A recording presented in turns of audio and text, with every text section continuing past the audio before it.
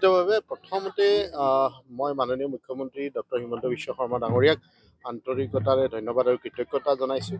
বিশেষকৈ চাহ বাগিচা বা চাহ জনগোষ্ঠীৰ যি ২০০ বছৰীয়া ইতিহাস বা ২০০ বছৰীয়া জয়ন্তী উপলক্ষে তেওঁ এটা বলিষ্ঠ পদক্ষেপ লৈছে যে চাহ জনগোষ্ঠী বা আদিবাসী সম্প্ৰদায়ৰ যি সংস্কৃতি বা তেওঁলোকৰ যি ঝুমুৰ নৃত্য, এই ঝুমুৰ নৃত্যক বিশ্ব দৰবাৰত প্ৰতিষ্ঠা কৰিবৰ কাৰণে তেখেতে বিচাৰিছে আৰু তাৰ বাবে তেখেতক বিশেষভাৱে ধন্যবাদ জ্ঞাপন কৰিছোঁ।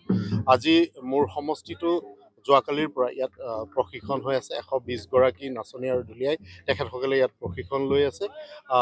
আমাৰ বাবে আচলতে এটা গৌৰৱৰ বিষয়, যেনেধৰণে আমি বিহু নৃত্য আমি বিশ্ব অভিলেখ কৰিছিলোঁ আৰু আমি সকলোৱে জানো সমগ্ৰ বিশ্বই আচলতে অসমক চিনি পায় চাহৰ কাৰণে, আৰু সেই চাহৰ বা সেই চাহ জনগোষ্ঠীৰ যি সংস্কৃতি বা নৃত্য আজি বিশ্বই চিনি পাবলৈ কাৰণে গৈ আছে।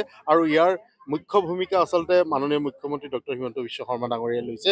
সেইকাৰণে তেখেতক বিশেষভাৱে ধন্যবাদ আৰু কৃতজ্ঞতা জনাইছোঁ।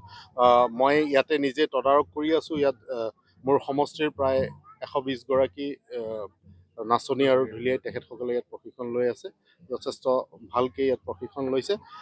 মই শুভেচ্ছা জ্ঞাপন কৰিছোঁ সকলোকে, যাতে আমি ভালকৈ নিজৰ নৃত্য, নিজৰ সংস্কৃতিক আমি যাতে উপস্থাপন কৰিব পাৰোঁ আৰু মাননীয় প্ৰধানমন্ত্ৰী নৰেন্দ্ৰ মোদী ডাঙৰীয়াৰ সন্মুখত আমি যাতে আমাৰ নৃত্য আৰু আমাৰ সংস্কৃতিটো আমি দেখাব পাৰোঁ।